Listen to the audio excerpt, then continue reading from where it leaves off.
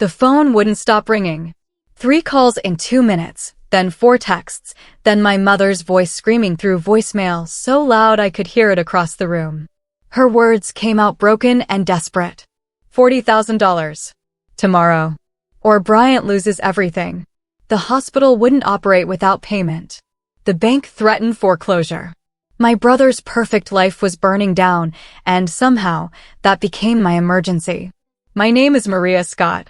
I'm 28 years old, and I've spent most of my life being told to wait my turn. I grew up in a small town in Ohio where family meant everything, even when it crushed you. I work in medical billing, pulling long hours in a gray office where I process other people's healthcare nightmares. Ironic, considering what was about to happen. I live alone in a modest apartment that I pay for myself, every single bill, every single month. Nobody helped me get here. I built this life one paycheck at a time while my family built my brother's dreams. My phone lit up again. This time it was Sherry, Brian's wife. Her voice came through shaking and high-pitched. She couldn't even form complete sentences. Just fragments of panic about the kids, about losing the house, about how could this happen to them. Notice something? She didn't ask how I was doing. She didn't ask if I could help. She just assumed I would. Like I always did. Like I was supposed to. Garcia, my mother, called again. I let it ring 4 times before answering. Her voice hit me like a slap. No hello. No how are you.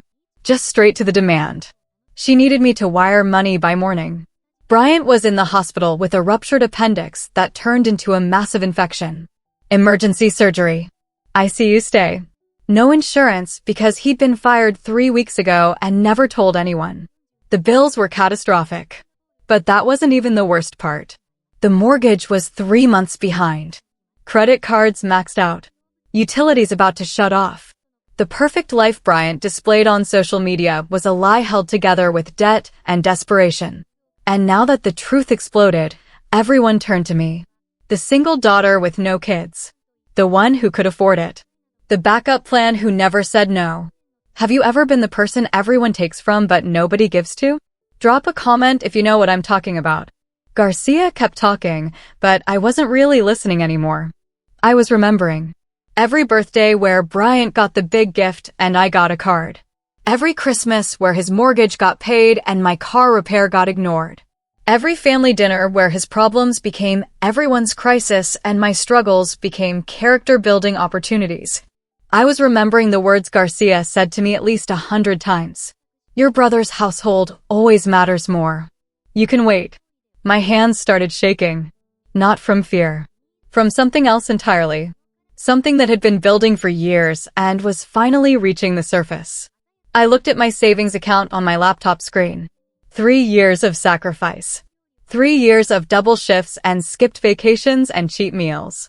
Money I'd hidden from my family because I learned the hard way that anything I had became something they could take. Garcia's voice got louder. More frantic. She said Bryant was counting on me.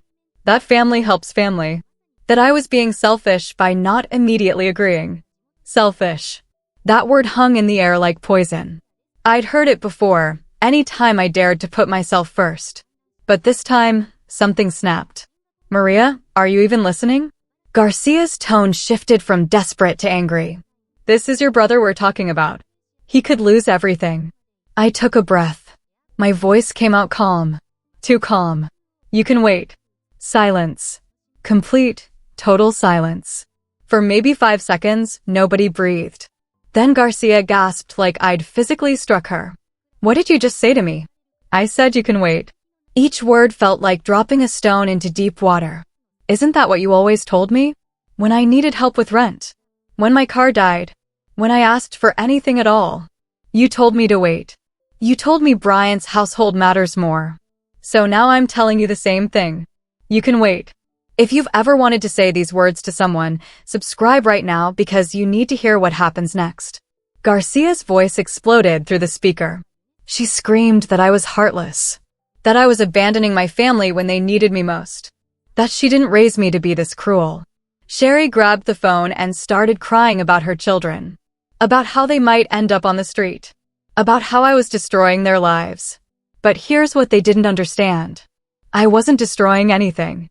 I was just done building their lives at the cost of my own. My father, William, got on the line. His voice was low and disappointed, the tone he used when he wanted me to feel small. Maria, this isn't who you are. Family comes first. You're right, Dad. Family does come first. So why didn't I ever come first? He had no answer for that. Neither did Garcia when she snatched the phone back. Neither did Sherry. They had excuses. They had explanations. They had 1,000 reasons why Bryant always mattered more. But they didn't have an answer to why I should sacrifice everything for people who wouldn't sacrifice anything for me. The hospital needs an answer by tomorrow morning, Garcia said, her voice breaking. If you don't help, Bryant loses the house. The kids lose their home. This is on you, Maria. I felt my jaw tighten. No, this is on Bryant. This is on you and Dad for teaching him that someone would always bail him out. This is on every single person who told me to wait while you handed him everything. I'm done waiting. I'm done being invisible. And I'm done being your backup plan. Would you hang up or keep arguing? Tell me in the comments. Garcia made a sound between a sob and a scream. She called me names I won't repeat. She said I'd regret this for the rest of my life. She said I was dead to her if I didn't fix this. And then she said the thing that proved I was making the right choice. How can you be so selfish when we gave you everything? Everything? I wanted to laugh, but nothing about this was funny. They gave me lectures about patience. They gave me guilt about not doing enough. They gave me a front row seat to watch my brother get everything I never had. But somehow, in their minds, that was everything. I'm hanging up now, I said quietly. If Bryant wants to talk to me himself, he can call me. But the answer won't change. I ended the call before Garcia could respond. My phone immediately exploded with texts. From my mother. From Sherry. From Linda, Bryant's best friend who always sided with him. From cousins I hadn't spoken to in years who suddenly cared about my opinion. All of them saying the same thing in different words. How could I do this? What kind of person was I? Didn't I have a heart? But not one of them asked what they did to me. Not one of them acknowledged the years of being overlooked. Not one of them saw their part in this. I blocked my mother's number. Then Sherry's. Then the group chat where they were probably destroying my reputation right now. My hands were still shaking, but my mind felt clear for the first time in years. This wasn't cruelty. This was survival. This was choosing myself in a family that never chose me. My apartment felt too quiet after that. I sat on my couch staring at my phone, half expecting it to ring again from a number I didn't recognize. It didn't. Instead, I got an email. From Bryant. Subject line, really? I didn't open it. Not yet. Because opening it meant facing whatever manipulation or anger he'd written. And I wasn't ready for that. The thing about being the family backup plan is that nobody notices you until you stop showing up. For 3 days, I went to work. I came home. I ate dinner. I watched TV. I lived my normal life while my phone stayed silent. I thought maybe they'd given up. Maybe they'd found another solution. Maybe they'd actually leave me alone. But on the 4th day, someone knocked on my door. 3 sharp knocks that made my stomach drop. I looked through the peephole and froze. It wasn't Garcia. It wasn't Sherry. It was someone I never expected to show up here. Someone who changed everything about what I thought would happen next. Subscribe to Justice Ties because what happens next will leave you speechless. And comment below, have you ever had to choose between family and yourself? How did it end? 3 years earlier, I thought family loyalty was the highest virtue. I thought sacrifice meant love. I thought if I just gave enough, waited enough, stayed quiet enough, eventually I'd matter too. That belief died slowly over dozens of dinners, but it started at one specific meal. The night I learned I'd never be enough. I was 25 and drowning in student debt. I'd just graduated with a degree in healthcare administration, working entry-level while trying to find something better. My apartment was a studio that smelled like the Chinese restaurant downstairs. My car was making a noise that probably meant expensive. I'd been eating ramen 4 nights a week to save money. But I was proud. I did this myself. Nobody helped me through college. Nobody co-signed my loans. I built this life brick by brick. That Sunday, Garcia invited me to family dinner. She made pot roast, Bryant's favorite. The table was set like a holiday even though it was just another weekend. Sherry brought the kids. Linda came with her husband. William sat at the head of the table looking pleased with his full house. This was his dream. Everyone together. Everyone happy. Everyone pretending. I sat between Linda and my mother, the spot they always saved for me. Not at the head. Not in the center. On the edge where I could be forgotten. Brian sat across from me with Sherry beside him, their kids loud and demanding attention. Garcia served Bryant first. Always first. Then Sherry. Then the kids. By the time the food reached me, it was cold. Does your family have a hierarchy too? Comment if you're not at the top. Halfway through dinner, I made a mistake. I asked for help. I explained that my landlord raised rent by $200. I'd been trying to cover it, but my hours got cut at work.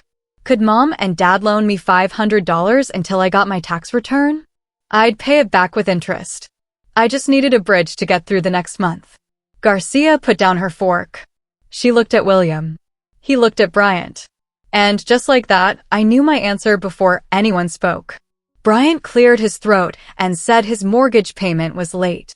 The bank sent a notice. He needed $800 by Friday or they'd report him. Could Mom and Dad help? William pulled out his checkbook without hesitation.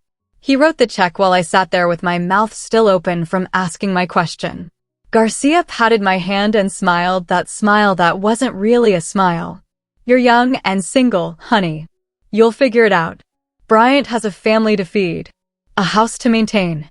Responsibilities you don't understand yet. You don't understand yet. Like my bills didn't matter. Like my struggles were pretend. Like being single meant I didn't need to eat or have shelter. I felt my face burn, but I didn't argue. I just nodded and said I understood. Because that's what I always did. I understood. I waited. I made myself smaller so Bryant could stay big. Sherry reached over and squeezed my arm. It's sweet that you wanted to help yourself. That shows real character. Help myself? I'd been helping myself my whole life because nobody else would. But sure, call it character. Call it anything except what it was. Neglect. Bryant grinned at me across the table. Not mean. Not cruel. Just satisfied. He knew the hierarchy. He knew his place at the top. And he knew I'd never challenge it because challenging it meant losing the family entirely. So I smiled back and finished my cold pot roast and pretended my stomach wasn't in knots. After dinner, I helped Garcia clean up. She hummed while washing dishes, happy that everyone came together. I dried plates in silence until she turned to me and said, "You know your brother works so hard. That house is expensive, but Sherry wanted the good school district. We have to support them. What about supporting me?" The words slipped out before I could stop them. Garcia looked confused. Genuinely confused. Like the question didn't make sense. We support you by being here. By loving you. You don't need money, Maria. You need to learn patience. Patience. That word again. Code for accept less and be grateful. If you're tired of hearing be patient while others get everything, you need to subscribe. This story is for you. That night changed something in me. I drove home in my dying car and looked at my bank account. $342 until next payday. Rent was due in 4 days. I'd have to pull from my emergency savings. Again. Because family couldn't spare $500 for me, but could spare $800 for Bryant without question. I opened a new savings account the next morning. One my family didn't know about. I changed my direct deposit so half my paycheck went there automatically. Out of sight. Out of reach. If they didn't value my needs, they didn't get access to my resources. It felt like betrayal at first. Like I was doing something wrong. But then I remembered Garcia's hand patting mine like I was a child who didn't understand real problems. 6 months passed. Christmas came. I saved money by making homemade gifts while Bryant showed up with expensive presents funded by my parents' check. Garcia oohed and awed over the new TV he bought them. I gave her a knitted scarf I spent weeks making. She thanked me politely and put it aside. I watched her open Bryant's gift first. I watched her face light up. I watched myself disappear. In February, my car finally died. Transmission gone. The repair cost more than the car was worth. I needed a new vehicle but only had $2,000 saved. I called Garcia and explained the situation. She sighed like I was bothering her. Can't you just take the bus for a while? Brian's business is struggling. He needs help with payroll. I hung up and took the bus. For 3 months. In snow. In rain. In heat. While my parents co-signed Brian's new truck because his old one had too many miles. They didn't have money for my emergency, but they had credit for his convenience. Does this sound familiar? Comment yes if you've lived this. I stopped going to family dinners as often. Work excuse. Tired excuse. Sick excuse. Any excuse that kept me away from watching Bryant get everything while I got lessons in patience. Garcia would call and guilt me about missing time together. But she never asked why I stopped coming. She never asked if I was okay. She just assumed I was busy being young and single and irresponsible. My secret savings account grew. 5,000. 8,000. 12,000. I worked overtime. I picked up weekend shifts. I lived cheap and saved heavy because somewhere deep inside, I knew this moment would come. The moment when they'd need me and I'd finally have power. I didn't know it would be a medical crisis. I didn't know it would be so desperate. But I knew eventually they'd realize I had what they wanted. By the time I turned 27, I stopped sharing anything real with my family. Garcia would ask how work was going. I'd say fine. She'd ask if I was dating anyone. I'd say no. She'd ask about my apartment. I'd say it's fine. Every conversation was surface level because depth meant vulnerability and vulnerability meant they'd find something else to tell me to sacrifice. Bryant got promoted at work. Family celebration. Bryant bought a bigger house. Family celebration. Bryant's kid made honor roll. Family celebration. I got a raise. I mentioned it once and Garcia said that's nice, then immediately asked if I could babysit Bryant's kids that weekend. My achievement became my availability to serve. The distance I built wasn't loud. It was quiet. Strategic. Invisible. Just like me. I stopped answering calls immediately. I'd wait hours, sometimes days. They'd leave messages asking for favors. Babysitting. Helping move furniture. Picking up groceries for Garcia. Always tasks. Never connection. I started saying no without explanation. Just a simple no thanks, I can't. They thought I was being difficult. They had no idea I was building walls. 1 year before the crisis, Thanksgiving exposed everything. Bryant announced he was buying a vacation home. A cabin in the mountains where the family could spend holidays. Garcia cried happy tears. William hugged him proud. Sherry beamed. Linda clapped. And I sat there calculating how much money my parents had given Bryant over the years to make this possible. Tens of thousands. Maybe more. While I took the bus. Would you stay quiet or speak up? Tell me below. Garcia turned to me and said, "Isn't it wonderful? Bryant is doing so well. You must be so proud of your brother." I smiled and nodded. But inside, something cracked. Not broke. Cracked. Because broken things shatter all at once. But cracks spread slowly until the whole structure fails. After that Thanksgiving, I stopped pretending. Sherry called asking me to babysit last minute because she had a hair appointment. I said no. She acted shocked. But you never have plans. Exactly. I never had plans because I was always their backup. Not anymore. She called me selfish and hung up. I didn't call back. Brian texted asking to borrow $300 until payday. I read it and deleted it. He texted again. Then called. Then got Garcia involved. She called asking why I was ignoring my brother. I told her I wasn't a bank. She said family helps family. I said interesting how that only applies to me. The family group chat buzzed with plans for Bryant's birthday party. Big celebration at an expensive restaurant. Everyone paying their own way except Bryant and Sherry. Because it was his birthday. Because we should treat him. The bill would be split among the rest of us. I didn't respond. Garcia called asking if I was coming. I said no. She asked why. I said I had plans. She asked what plans. I said my own. That was the first time Garcia sounded worried. Not angry. Worried. Like she sensed something shifting. Like she felt me pulling away and didn't understand why. But she didn't ask the right questions. She didn't ask if I felt valued, if I felt seen, if I felt loved equally. She just asked if I was coming to Bryant's party. I wasn't. For 18 months, I watched from a distance while they lived their lives. I built my savings. I built my boundaries. I built a version of myself that didn't need their approval anymore. And that version was ready for what came next. Ready for the phone call that would change everything. Ready for the moment when need became desperation.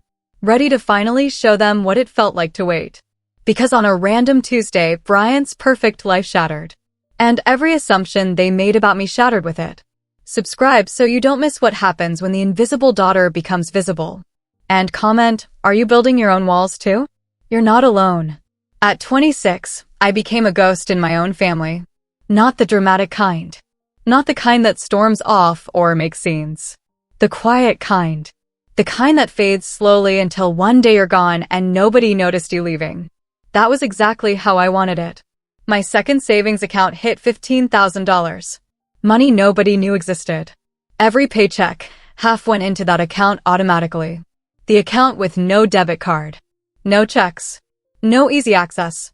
Just a number growing in silence while my family assumed I was struggling because I never shared good news anymore. I'd learned that sharing meant losing. Tell Garcia about a raise? She'd calculate how much I could spare for Bryant. Tell them about a bonus? Suddenly Bryant needed help with car repairs. My success became their opportunity. So I stopped giving them opportunities. The change happened in small ways. Garcia would call and ask how I was doing. I'd say fine. She'd ask about work. I'd say it's going okay. She'd push for details. I'd redirect with questions about her day. Every conversation became a dance of deflection.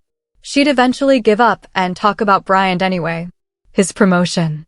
His new furniture. His vacation plans. I'd make appropriate sounds and hang up as soon as possible. Have you ever had to hide your success from family? Drop a comment below. I started missing family events. Not all of them. Just enough to notice. Bryant's work promotion party? Had to work late. Garcia's birthday dinner? Felt sick. Easter gathering? Made plans with friends they'd never met. Each excuse chipped away at my presence until showing up became the exception instead of the rule. Linda called me one day. We'd been close once, before she married into Team Bryant. She asked if everything was okay. I gave her my practiced answer. Everything's fine, just busy. She didn't believe me. I could hear it in her silence. But she didn't push. Nobody pushed. Because pushing meant acknowledging something was wrong, and acknowledging meant possibly taking responsibility. My apartment became my fortress. Small but paid for. Clean but simple. No expensive furniture because I wasn't spending money on things. I was building security. Building freedom. Building the ability to survive without them. Every dollar in that secret account was a brick in the wall between me and their expectations. I changed my emergency contacts at work. Removed my parents. Removed Bryant. Listed a coworker instead. Someone who barely knew me but wouldn't assume my emergency meant dropping everything for someone else's crisis. The form sat on my desk for a week before I submitted it. Changing those names felt like crossing a line. Like officially admitting my family wasn't my safety net. They were the thing I needed safety from. Work became my focus. I volunteered for extra projects. Stayed late. Came in early. My manager noticed. 6 months later, I got promoted to senior billing specialist. 20% raise. Better benefits. More responsibility. I celebrated alone with cheap wine in my apartment. Didn't tell my parents until Garcia asked directly 3 weeks later. That's wonderful, honey, she said. Then immediately, do you think you could help your brother with his property tax? It's higher than he expected. I said no. She went quiet. Asked why not. I said because I need to focus on my own expenses. She called me selfish. I said okay and changed the subject. If you've been called selfish for protecting yourself, subscribe. You deserve to hear how this ends. The family group chat became my least favorite notification. Every message was about Bryant. His kids' accomplishments. His house projects. His opinions on everything. The chat existed to praise him and plan around him. Occasionally Garcia would tag me asking my opinion. I'd respond with emoji thumbs up and nothing else. Linda noticed. She sent me a private message asking if I was upset about something. I stared at that message for an hour. Part of me wanted to spill everything. Explain the years of being second. The exhaustion of being the backup plan. The pain of watching my parents fund Brian's dreams while mine were character building. But Linda was part of the system. She'd tell me I was being sensitive. That families support each other. That I should be grateful. So I typed back, all good, just busy with work. She never asked again. Brian's birthday came around. Big party planned at a steakhouse. Split bill except for the birthday boy. The group chat buzzed with excitement. Garcia tagged me asking what time I'd arrive. I waited 2 days to respond. Can't make it, have plans. The chat went silent. Then Garcia called. What plans? She demanded. My own plans. Maria, this is your brother's 30th birthday. You can't miss this. I can and I am. Why are you acting this way? That question hung between us. Why was I acting this way? Because I was tired. Because I was done. Because I'd spent 26 years being the family's afterthought and I was finally choosing myself. But I didn't say any of that. I just said I had plans and hung up. Brian texted me an hour later. Really? You're gonna skip my birthday? I didn't respond. He texted again. Mom says you're being weird lately. I deleted both messages. He called. I let it go to voicemail. His message was short and annoyed. Whatever's going on with you, figure it out. Some of us have real problems. Real problems. His life looked perfect from every angle. New house. Beautiful family. Successful job. Parents who funded his every need. But sure, real problems. Not like me with my bus rides and ramen dinners and debt that nobody helped with. Not like me being invisible until they needed something. Would you have gone to the party? Tell me in the comments. Thanksgiving that year broke something permanently. Garcia insisted everyone come to her house. Traditional meal. Traditional togetherness. Traditional pretending. I almost didn't go but decided one more holiday wouldn't kill me. Wrong decision. Brian showed up in a new truck. Bigger than the last one. Shinier. Garcia gushed over it. William walked around it admiringly. I watched from the porch knowing my parents co-signed that loan. Knowing they put their credit on the line for his wants while my needs never qualified. Dinner was the same performance it always was. Bryant at the center. Sherry beaming beside him. Kids loud and praised for everything. Me at the end of the table eating quietly. Garcia made a toast about how blessed she was to have such a successful family. She looked at Bryant when she said successful. Not at me. Not even a glance. During dessert, Bryant announced they were buying a vacation cabin. Family gasped and congratulated. Garcia cried happy tears. William looked proud. The cabin cost more than I'd make in 3 years. But sure, I was supposed to celebrate while I'd been riding the bus for months because nobody cared about my car. Garcia turned to me, eyes still wet from happy tears. Isn't it wonderful, Maria? Bryant is doing so well. You must be so proud. Something in me cracked. Not broke. Cracked. I smiled and nodded. Said it was great. Finished my pie. Helped clean up. Hugged everyone goodbye. Drove home in the used car I'd finally managed to buy myself. And decided that was the last time I'd pretend. The distance became permanent after that. I answered calls once a week. Kept conversations under 5 minutes. Stopped going to events unless absolutely required. Garcia worried out loud to Linda, who reported back through the family network. Everyone had theories. I was depressed. I was dating someone I was hiding. I was jealous of Bryant. Nobody guessed the truth. That I was finally protecting myself from them. Sherry called one Saturday morning asking me to babysit. Last minute, as always. She had a hair appointment. I said no. She paused, confused. But you're not doing anything. How did she know? Because she assumed. Because single Maria never has plans. Because I was always available. Not anymore. I am doing something, I said. What? My own thing. Maria, I really need this. The kids love you. Ask Bryant's parents. They're busy. So am I. She got quiet. Then angry. When did you become so selfish? I hung up. She called back. I didn't answer. The group chat exploded with messages about how I refused to help family, how I'd changed, how I wasn't the sweet girl they raised. I muted the chat and kept living my life. Are you ready to see what happens when they finally realize you're serious? Subscribe now. My savings hit 25,000. My credit score climbed. My job gave me another promotion. I moved to a better apartment in a better area. Upgraded my life piece by piece with money I'd protected from their needs. Built the life they said I didn't understand. Proved I understood just fine. I just understood myself better than they did. For 18 months, I lived outside their circle. Not fighting. Not arguing. Just absent. Garcia left voicemails saying she missed me. But she never said she valued me. Never acknowledged the years of imbalance. Just missed having me available. Brian stopped reaching out after I ignored his third request for money. Sherry stopped calling after I refused babysitting enough times. Linda stayed in touch, but our conversations were surface level. The family moved on without me while thinking they still had me. They had no idea I'd already left. Until the Tuesday, everything fell apart. Until Brian's perfect life revealed its cracks. Until the crisis that would force them to face what they'd created. Until the moment they reached for their backup plan and found nothing there. Because I wasn't their backup anymore. I was my own priority.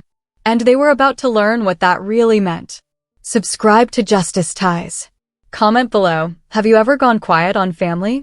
How did it feel? The next chapter changes everything. The call came on a Tuesday at 2 in the afternoon. I was processing insurance claims when my phone lit up with Garcia's name. I let it ring once. Twice. 3 times.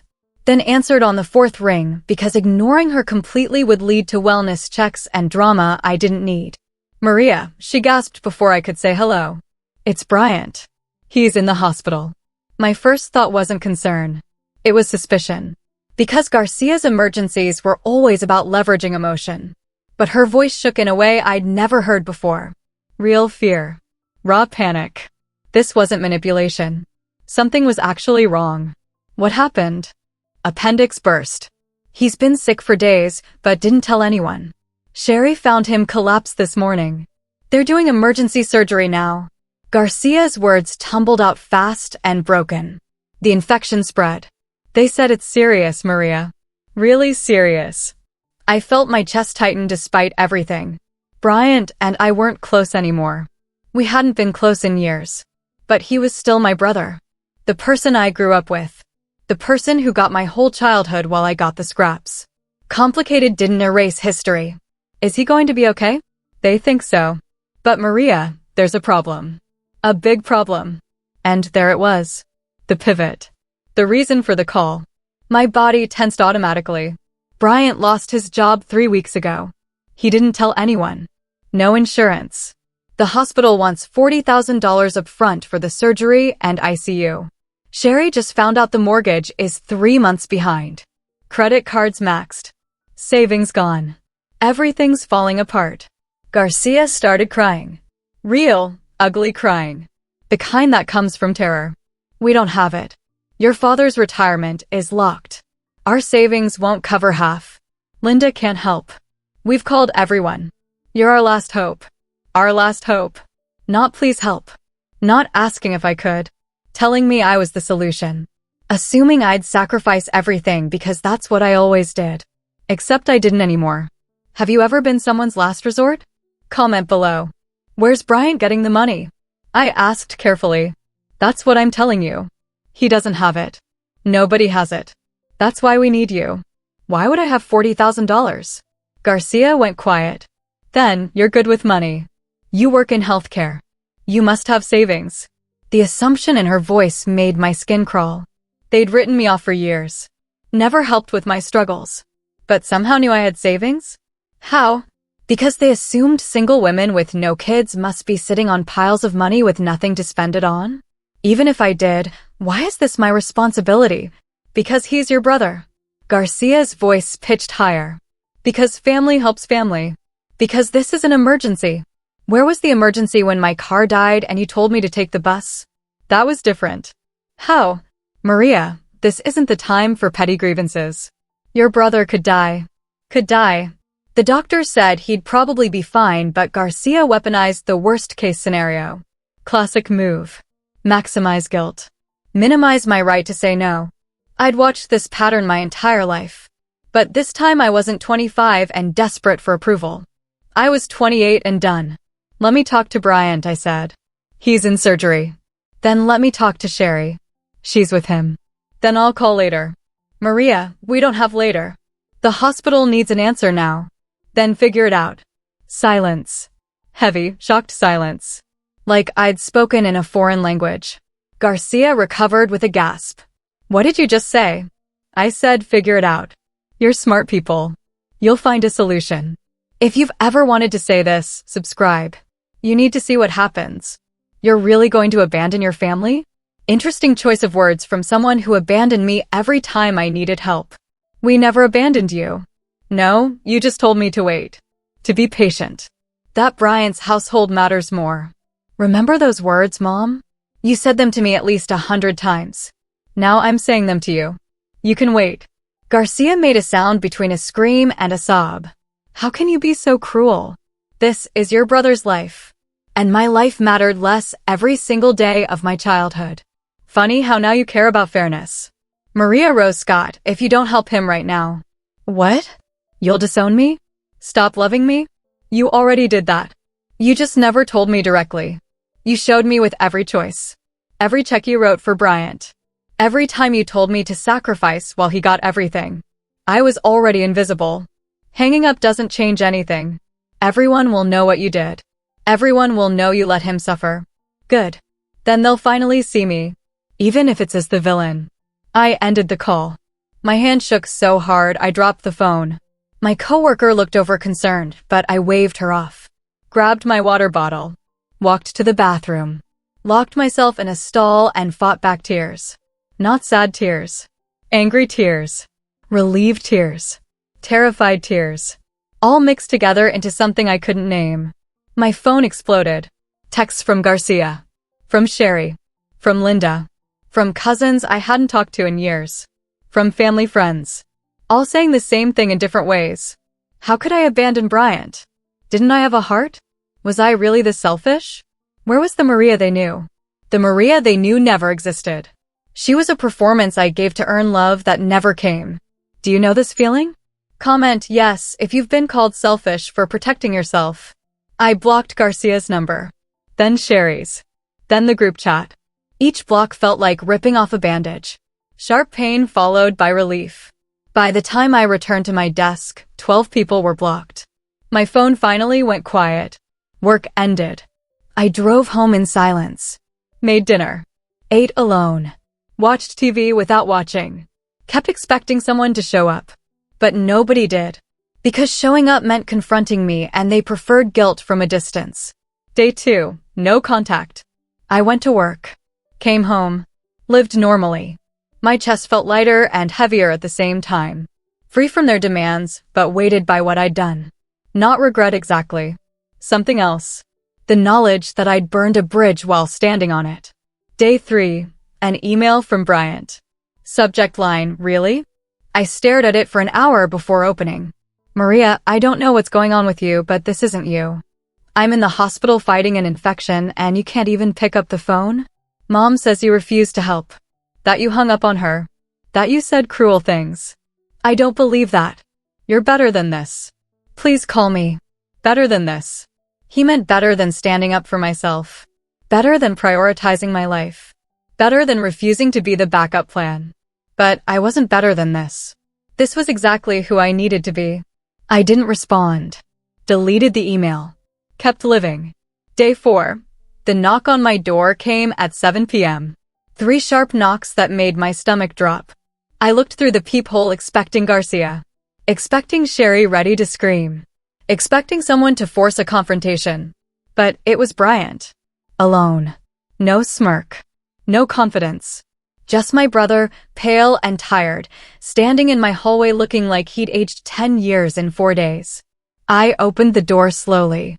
We stared at each other. He opened his mouth. Closed it. Tried again. Failed. Finally managed 2 words. Can we talk? Every part of me wanted to say no. to slam the door and protect the boundary I'd built. But something in his face stopped me. Not the old entitlement. Something new. Something broken. I stepped aside. He walked in. We stood in my small living room, the space between us filled with years of resentment and neglect and choices that led us here. Bryant sat on my couch without asking. I stayed standing. He looked around my apartment like he'd never seen it before. He probably hadn't. He'd never visited. Never cared where I lived or how I lived. I was just the sister who existed to support his life. They sent me home yesterday, he said quietly. Infections under control. Recovery will take weeks. He paused. Mom probably told you about the money. She did. I'm guessing she wasn't nice about asking. She didn't ask. She demanded. Bryant nodded like he expected that. She's scared.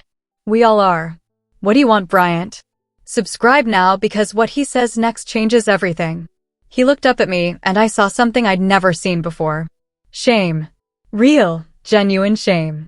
I want to know why you hate me. I don't hate you. Then why won't you help? Because you never helped me. That's not fair. Isn't it? I sat down across from him. Name one time you helped me. One time you sacrificed something for me. One time you chose my needs over yours. He opened his mouth. Closed it. Thought. Struggled. Failed. I was building a life. A family. It's different. It's only different because you mattered and I didn't. That's not true. Bryant, when my car died, Mom and Dad co-signed your new truck. When I needed rent help, they paid your mortgage. Every single time there was a choice between us, they chose you. And you let them. You smiled and took everything and never once asked if I was okay. His face crumpled. Not anger. Devastation. I didn't know. Yes, you did. You just didn't care. Maria. Do you know how many times I ate ramen because I couldn't afford real food? How many times I worked double shifts to cover bills? How many times I called Mom crying and she told me to wait because your problems were more important? Bryant's hands shook. I'm sorry. Are you? Or are you just sorry that I finally stopped being available? He didn't answer. Couldn't answer. Because we both knew the truth. He was sorry this was happening to him. But he wasn't sorry for what happened to me. We sat in silence. My apartment suddenly felt too small for all the years between us. Finally, Bryant spoke, his voice barely audible. I can't lose everything, Maria. My kids. My house. My life. I'm drowning and I don't know how to swim anymore. Then learn. The way I did. Alone. His eyes filled with tears. I can't do this without help. Welcome to my entire life. He broke. Full crying. Shoulders shaking. Face in his hands. The golden child reduced to rubble. Part of me felt satisfaction. The bigger part felt tired. So tired of all of this. Of the anger and the hurt and the mess we'd all made. Please, he whispered. I'm begging you. I looked at my brother. Really looked at him. Saw the person he was behind the entitlement. Behind the privileges. Behind the life our parents built for him. I saw someone who'd never learned to struggle because struggle was always solved before he felt it. And I made a choice. Not the one he wanted. Not the one they expected. But the only one I could make and still respect myself. I'll help. But not how you want. Bryant looked up, hope in his eyes. I'll give you 15,000. Not 40.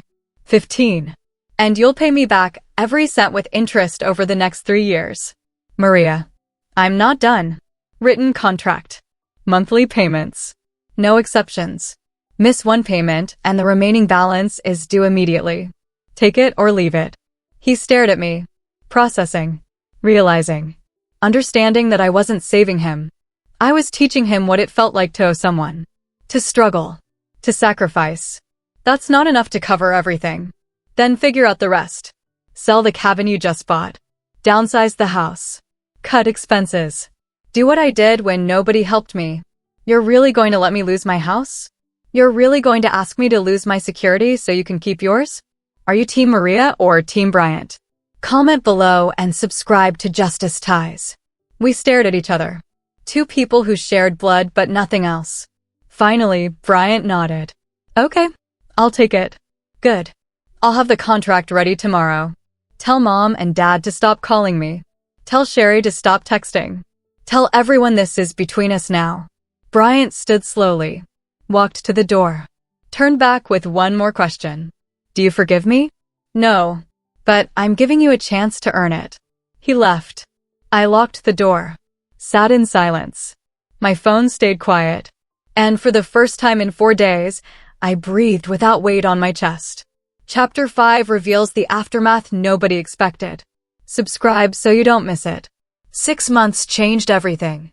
Not in the dramatic way movie show. No tearful reunion with swelling music. Just slow, painful reconstruction of a family that had been broken longer than anyone wanted to admit. The contract I wrote became more than paper. It became the proof that words had consequences and love required action. Bryant made his first payment on time. $750 wired to my account on the 1st of the month. He sent a text with it. Payment 1 of 36. No excuses this time. I didn't respond. Didn't need to. The money said everything. Garcia called me 2 weeks after Bryant left my apartment. I'd unblocked her number because avoiding forever wasn't sustainable. Her voice sounded smaller. Older. Your brother told me about the agreement. Okay. I want to understand why you're charging him interest. He's your brother. And I'm your daughter. Funny how that didn't matter when I needed help. She went quiet. Then I wasn't a good mother to you. I see that now. I don't expect you to forgive me. I just want you to know I see it. It wasn't an apology. But it was acknowledgement. More than I'd ever gotten before. Thank you for saying that. Will you come to dinner next Sunday? Maybe. I'll let you know. I didn't commit. Didn't refuse. Held the power for once. She accepted it without argument. That alone showed things had changed. Have boundaries changed your family too? Drop a comment below. Bryant sold the cabin. Took a loss but cleared $30,000 in debt. Sherry went back to work part-time. They downsized to a smaller house in a cheaper area. Linda told me through texts that Bryant looked exhausted all the time. That he'd aged. That the stress was eating him. Good. Let him feel what I felt. Let him understand that survival isn't guaranteed. It's earned. Payment 2 came on time. Then 3. Then 4. Each payment was accompanied by a brief text update. Got a second job. Kids are adjusting. House sold. He never complained. Never asked for extensions. Just paid and lived with his choices. That meant more than any apology. I started going to family dinners again. Once a month. No more. I'd arrive exactly on time and leave exactly when I decided. Garcia didn't push. William asked careful questions about my life and actually listened to answers. Bryant and I were polite but distant. Sherry avoided eye contact. The kids treated me like a stranger because I basically was. But something shifted in how they talked to me. Garcia asked about my job. Not to calculate what I could spare, but to actually know. William mentioned being proud of my promotions. Linda apologized for not speaking up sooner. The hierarchy wasn't fixed, but it was cracking. 3 months in, Sherry approached me after dinner. We'd barely spoken since the crisis. She stood in the kitchen doorway wringing her hands. Can I talk to you? I dried the dish I was holding. Sure. I'm sorry. For assuming you'd just help. For never appreciating you. For treating you like you didn't matter unless we needed something. That was wrong. The apology landed differently than Garcia's acknowledgement. Sherry had less history with me but more honesty. Thank you. Bryant talks about you a lot now. About how strong you are. How you built yourself up alone. He's ashamed of how he treated you. He should be. Will you ever forgive us? If you're wondering the same thing, subscribe to find out. I thought about it. Really thought. Forgiveness wasn't a switch. It was a process. These people hurt me for decades. But they were also trying. Slowly. Imperfectly. But trying. Ask me again in a year. Sherry nodded and left. The honesty felt better than false peace. Payment 7 came with a different text. Thank you. Just 2 words. But they carried weight. I responded for the first time. You're welcome. Progress came in small steps. Work promoted me again. Billing manager. Significant raise. Better office. More responsibility. I called Garcia to tell her because I wanted to. Not because I needed approval, but because sharing good news with family should be normal. She cried happy tears. Told me she was proud. Didn't mention how this meant I could help more. Just was proud. That meant everything. I bought a new car. Nothing fancy but reliable. Drove it to family dinner and Bryant smiled when he saw it. Nice ride. Thanks. Saved up for 2 years. I remember when your old car died and nobody helped. Yeah, I'm sorry about that. I should have helped. I had the money. I just didn't think about it. Because you didn't have to. I do now. Think about it, I mean. About what you went through alone. That conversation didn't fix everything. But it was a brick in rebuilding something that might eventually look like a relationship. By month 9, the family dynamic had completely changed. Garcia stopped putting Bryant first automatically. She'd ask everyone what they needed before deciding who to help. William paid attention to my life as much as Bryant's. Linda invited me to things without Bryant attached. The golden child pedestal was dismantled piece by piece. Are you rebuilding with family or walking away? Tell me in the comments. Bryant's final payment came early. Month 33 instead of 36. He requested to meet in person to hand it over. We met at a coffee shop neither of us had history with. Neutral ground. He slid an envelope across the table. It's all there. Last payment plus the extra 3 months. I wanted to finish early. I looked inside. Counted it. Exact amount plus 500 extra. What's this? Interest. Not your interest. Mine. For the time he lost because of me. I tried to hand it back. The contract didn't include that. Keep it. Please. It's not enough, but it's something. We sat in silence drinking coffee. Finally, Bryant spoke. I learned something through all this. I thought I was successful. Big house, nice cars, perfect family. But I built it all on borrowed money and borrowed time. You built everything yourself. You're more successful than I ever was. I just had better PR. Bryant. Let me finish. You saved my life by not saving me. I would have lost everything anyway. The debt was too big. The lies too deep. But I would have blamed everyone else. This way, I had to face it. Fix it. Become someone who could actually survive. You gave me that. Even though I didn't deserve it. His eyes filled, but he didn't cry. Just looked at me with something I'd never seen before. Respect. Real, genuine respect. Thank you, Maria. I nodded. You're welcome. We finished our coffee. Hugged awkwardly in the parking lot. Drove separate ways.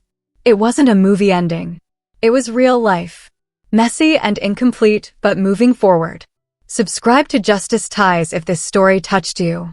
Share it with someone who needs to hear it.